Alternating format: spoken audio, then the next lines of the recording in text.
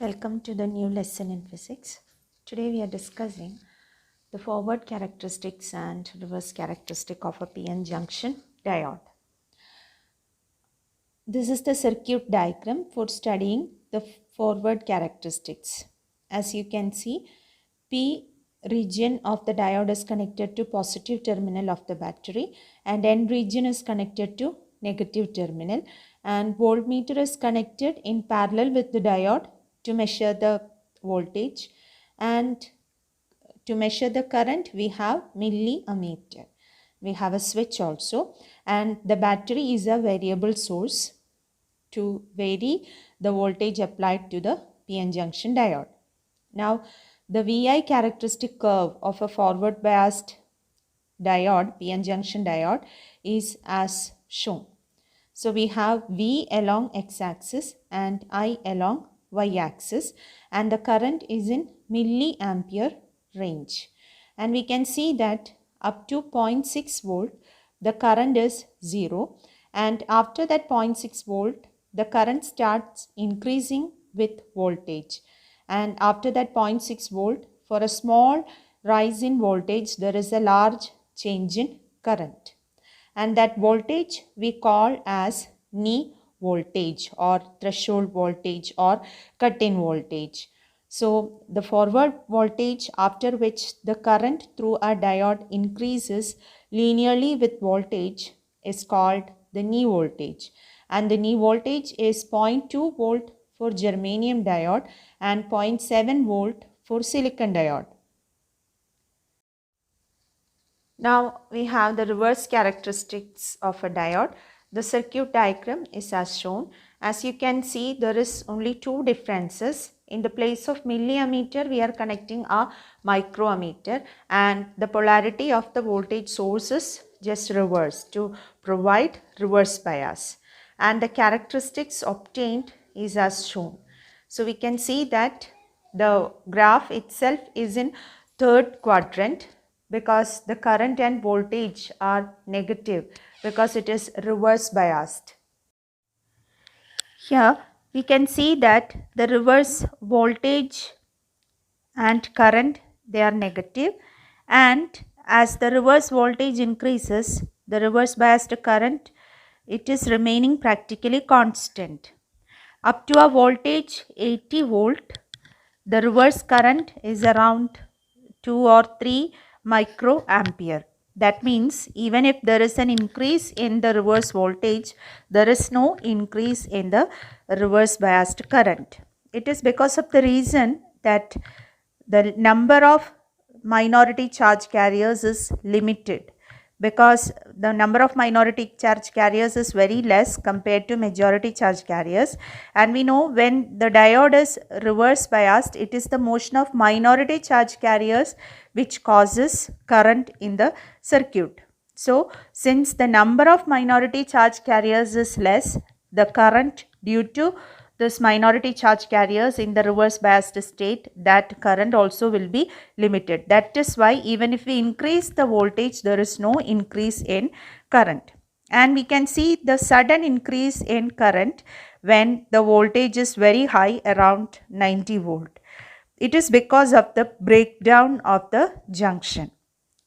We call that the junction is breakdown, and the voltage at which this process take place is called as the breakdown voltage. VBR we say, breakdown voltage. So once if the diode goes to the breakdown region, after that the diode get damaged because the junction is broken. So when we are using PN junction diode, we should take care of the fact that the reverse voltage is not going up to this breakdown voltage. Once if we reach the breakdown voltage, after that we cannot make use of that diode. There exists such a high voltage when the diode is forward biased.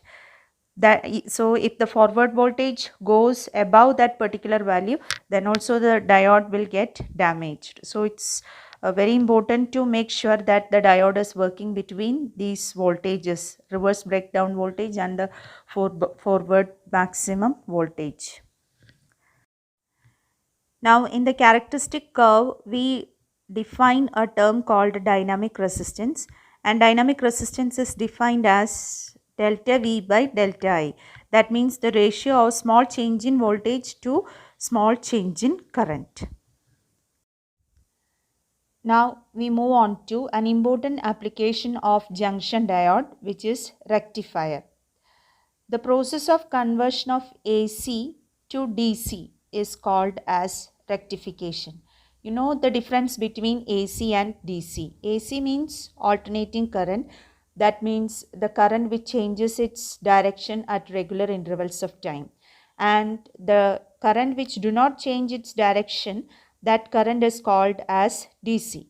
So how to convert, or the device which convert AC to DC, that device we call as rectifier. The diodes, we can use the PN junction diodes to make rectifiers. So two types of rectifiers are made using PN junction diodes. They are half wave rectifier and full wave rectifier. In a half wave rectifier, we use only one PN junction diode. It makes use of the fact that when a PN junction diode is forward biased, it is in a conducting state. That means current flows through the diode. Sufficient current flows through the diode, and the resistance offered by the diode to the flow of current is very less. Now let's discuss the structure of the half wave rectifier. Here we have the first part, that is transformer. It is a step down transformer. See, this rectifier is a device which we use nowadays very commonly. Even in our mobile chargers we have this rectifier. Okay, so first the part which we use in this rectifier is a step down transformer, because the mains voltage, AC mains voltage is around 220 volt, which is a very high volt, and we need very low voltage for the purpose of charging mobiles and all. So the first step is to step down the AC mains voltage. For that purpose we have a step down transformer. So that is what is shown in the diagram. So we have the step down transformer, primary and secondary is shown. You can guess it is a step down transformer because number of turns in the secondary is less compared to that in primary. Okay, now we have connected the diode as shown, and you can see a load resistor here. So it is through that load resistor RL the output current is flowing. So output voltage means we can measure the voltage across the resistor RL. The potential difference across the resistor RL, that is our output voltage. So here we have the diode connected at the terminal A as shown in figure. Now we said we have connected AC to the transformer. So output of the transformer also will be AC, which has got both positive cycle and negative cycle. That means positive half cycle and negative half cycle. As you can see from the graph, the input AC, it is as shown. This is what we mean by positive half cycle, and the negative half cycle is this. So in the beginning, when suppose we assume that the time at which a positive half cycle reaches the point A. So at the time when at A you have positive half cycle, at B you will have negative half cycle. Okay, so the moment when positive half cycle is at A, see from the diode orientation we can see that time P part, this P is connected to positive and N is automatically connected to negative. So that diode comes to forward biased state. So the moment when A is positive half cycle, at A when we have positive half cycle, the diode becomes forward biased and current flows through that diode. So that current which flows through the diode will be flowing through RL, the load resistor. So we will be getting the output current and output voltage also we will be getting. And after certain time, we can see that at A negative half cycle reaches. So after certain interval of time, negative half cycle reaches at A. when it is negative half cycle at A, the diode comes to reverse biased state. The diode comes to reverse biased state. So when the diode is reverse biased, no current flows through it. So the current flowing through load resistor also is 0. So in effect, no current flows through load resistor and no output will be getting.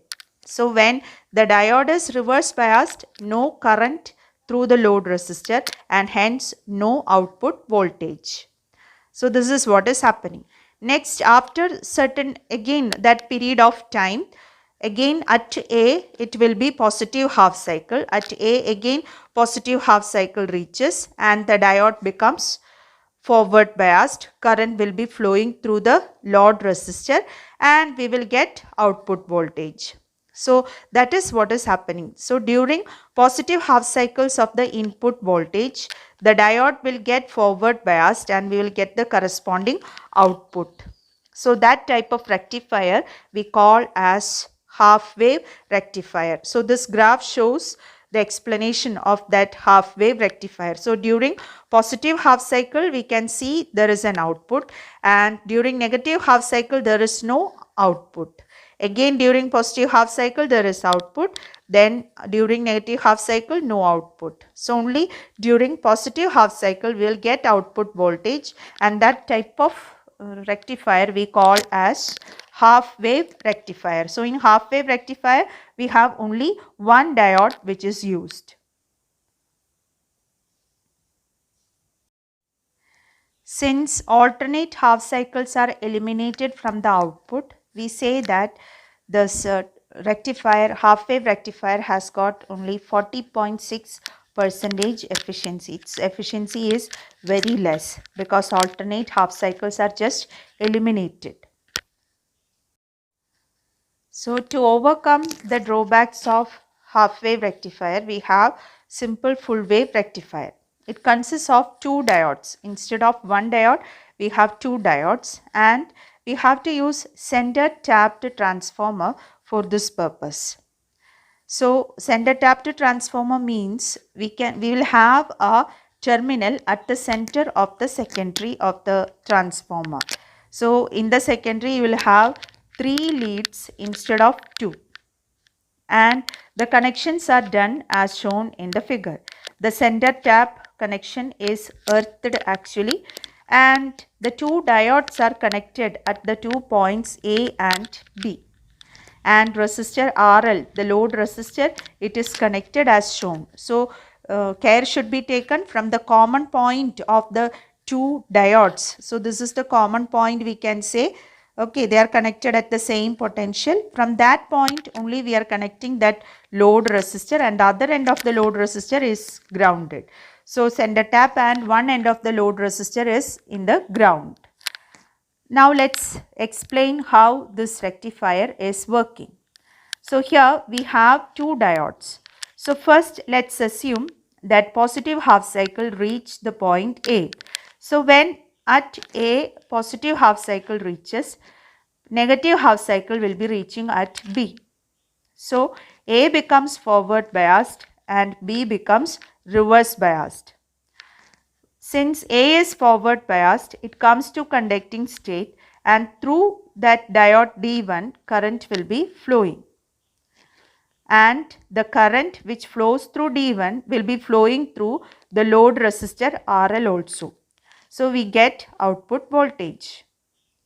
Then in the next case, that means in that case itself we said when it is positive half cycle at A, at B it is negative half cycle, which drives the diode D2 to reverse biased state.